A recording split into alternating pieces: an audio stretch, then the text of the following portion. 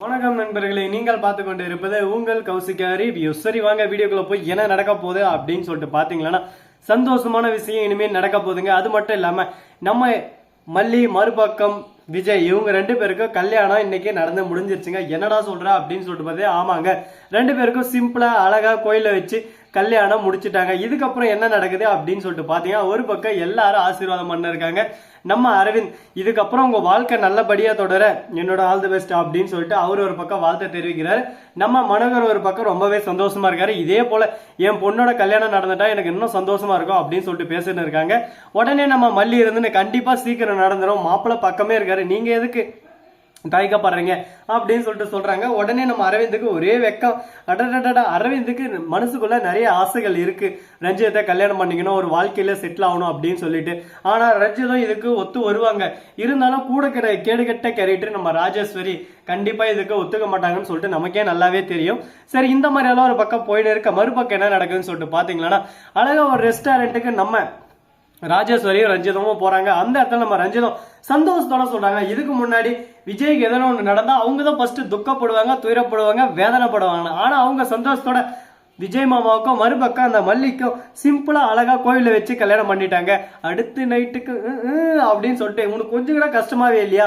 இத்தனை நாள் என் மனசு அவர்கிட்ட கொடுத்துருந்தேன், எனக்கு கஷ்டமா இருந்துச்சு. என் மனசு இப்ப அவர்கிட்ட இல்ல, ஏன்னா என்ன பிடிக்காத வரைக்கும் நான் பட்டி பிடிச்சி என்ன ஆக போகுது, என்ன ஒருத்தருக்கு பிடிச்சிருக்கு, அவரு எனக்கும் பிடிச்சிருக்கு அப்படின்னு சொல்லிட்டு சொல்லிருக்காங்க. எவரு அவரு அப்படின்னு சொல்லிட்டு கேட்க, உடனே அரவிந்தன் சொல்லிட்டு ரொம்பவே சந்தோஷத்தோட சொல்றாங்க, டே கள்ளி, நீ எதுக்கு அரவிந்தா பிடிச்சிருக்குன்னு சொல்லிட்டு சாதாரணமா பிடிச்சாலும் நல்லா புளியா மரத்து கொம்புதான் பிடிச்சிருக்க அப்படின்ற மாதிரி மிகப்பெரிய கோடீஸ்வரன் நம்ம அரவிந்த். அதனால விஜய் கையை விட்டு நழுவி போயாச்சு, இப்ப வர கையை அப்படியே அழகா பிடிச்சுக்கணும் அப்படின்னு சொல்லிட்டு அரவிந்த பிடிச்சுக்கணும்னு முடிவு பண்ணிட்டாங்க நம்ம ரஞ்சிதம். இருந்தாலும் மனசுக்குள்ள கொஞ்சம் கொஞ்சம் காதல் அவங்களுக்குள்ள இருந்துகிட்டு இருக்கு. இவங்களுக்குள்ள கெமிஸ்ட்ரி ஒர்க் அவுட் ஆகுமா ஆவாதா, எப்படி போக போகுது, என்னென்ன நடக்க போகுதுன்னு சொல்லிட்டு யாராலையும் கருத்து கணிப்பா ஏதோ சொல்ற முடியாதுங்க. என்ன வேணாலும் நடக்கலாம், எப்படி வேணாலும் நடக்கலாம், அதை தீர்மானிச்சு நம்ம சொல்ல முடியாது. ஒன் பை ஒன்னா தான் நம்ம பார்த்தாகணும். சரி, இந்த மாதிரி எல்லாம் ஒரு பக்கம் காதல் அப்படியே அப்படியே போயின்னு இருக்க, மறுபக்கம் என்ன நடக்குதுன்னு சொல்லிட்டு பாத்தீங்கன்னா, நம்ம மல்லி இருக்காங்களா, அவங்க வந்து செம்ம டென்ஷன் கேரக்டருங்க. ஏன் எதனால இப்படி சொல்றான் அப்படின்னு சொல்லிட்டு பாத்தீங்கன்னா, ரெண்டு பேருக்கும் இன்று முதல் இரவு அப்படின்னு சொல்லிட்டு ரெண்டு பேருக்கும் பால் சொம்ப கொடுத்து நம்ம மல்லியை வழி அனுப்பிச்சு வைக்கிறாங்க. மல்லி ஒரு பக்கம் அப்படியே சும்மா அழகா நடந்து நடந்து நடந்து கிட்ட போறாங்க. போயிட்டு கொடுக்கலாம்னு சொல்லிட்டு இப்படி வைக்கிறாங்க. உடனே பாக்கணுமே நம்ம விஜய் வெக்கத்துல அதை தட்ட, மல்லி ஒரு பக்கம் வெக்கத்துல இந்த பக்கம் போக அந்த பக்கம் போக, அடடா பார்க்கும் போதே கண்கொள்ளா காட்சியா இருக்கே அப்படின்ற மாதிரிதான் ஒரு பக்கம் போயின்னு இருக்கு. பரவாயில்ல, எப்படியோ ஒன்று சந்தோஷமா இருந்தா சரி. அதே சமயத்துல மறுபக்கம் காலையில கோழி கூற சத்தம். இவங்க ரெண்டு பேரும் வெளியே எழுந்து வராங்க. பாக்குறவங்களுக்கு ரொம்ப சந்தோஷமாவும் இருக்கு. இவங்க ரெண்டு பேரும் ஒண்ணு சேர்ந்துட்டாங்க. இதுக்கப்புறம் நம்ம வெண்பாவுக்கு அழகான குட்டி வெண்பாவா இல்ல தம்பியான்னு சொல்லிட்டு பொறுத்து வந்து பார்த்தா தான் தெரிய போது. எல்லாமே நல்லதே நடக்கும் அப்படின்னு சொல்லிட்டு கடவுள் மேல பாரத்தை போட்டு நாம நம்ம வழியில தொடர்ந்து போயின்னு தான் என்னமே நடக்காது, அருமையா இருக்குங்க. அந்த மாதிரி தான் இப்போதைக்கு பயணம் தொடர்ந்துன்னு இருக்கு.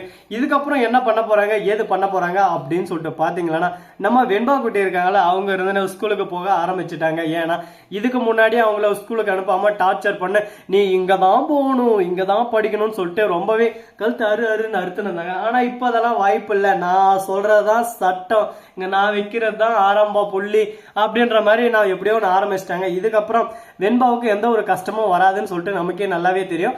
அப்படி இப்ப வெண்பா என்ன பண்ண போறாங்க, ஏது பண்ண போறாங்க அப்படின்னு சொல்லிட்டு பாத்தீங்கன்னா, ஸ்கூலுக்கு போய் ரொம்பவே சந்தோஷமா அவங்களோட பழைய ஃப்ரெண்ட்ஸ் எல்லாரும் கூடயும் பேசுறாங்க. எல்லாரும் ரொம்ப சந்தோஷப்படுறாங்க.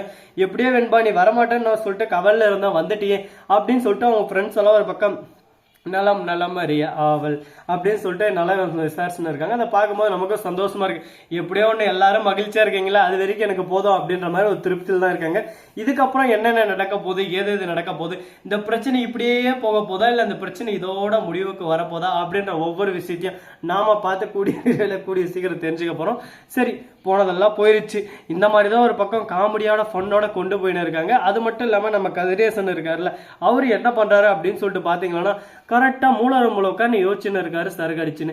என்ன பண்ணோம் ஏது பண்ணோம் ஒண்ணுமே புரியலையே. ஆனா எல்லாமே அவங்களுக்கு சதமா போச்சு. இப்ப என்னதான் பண்ண போறோம் அப்படின்னு சொல்லிட்டு தெரியாம குழப்பத்துல குழம்பி போயின்னு இருக்காங்க. இதுக்கு தாங்க சொல்றது, குழப்பமே குழம்பி போற அளவுக்கு குழப்பத்தை உருவாக்கிட்டாங்க. இதுக்கப்புறம் வாய்ப்பில்லை ரசா, வாய்ப்பில்லை அப்படின்ற மாதிரி தான் ஒரு பக்கம் இருக்கு.